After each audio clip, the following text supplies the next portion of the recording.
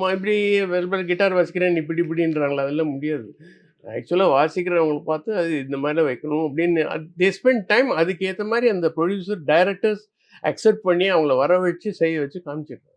அப்போ வந்து நல்ல காலம்னு ஒரு படம் நினைக்கிறேன். அந்த படம் தான் அந்த படத்துல வந்து என்னன்னா, அரிசி மூட்டைய ம். தூக்கிட்டு போணும். அது நெல் மூட்டைய தூக்கிட்டு போறதுக்கு அவங்க பஞ்சுல ஃபில் அப் பண்ணி வச்சிருந்திருக்காங்க.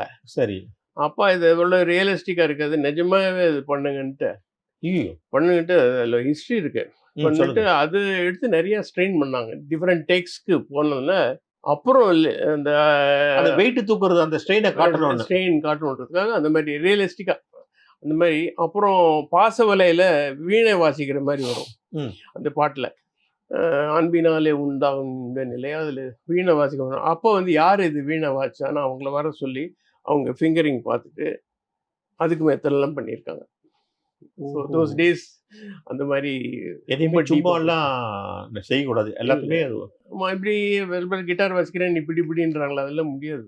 ஆக்சுவலா வாசிக்கிறவங்கள பார்த்து அது இந்த மாரிலாம் வைக்கணும் அப்படின்னு தே ஸ்பெண்ட் டைம் அதுக்கு ஏத்த மாரி அந்த ப்ரொடியூசர், டைரக்டர்ஸ் அக்செப்ட் பண்ணி அவங்கள வரவழைச்சு செய்ய வச்சு காமிச்சிருக்காங்க.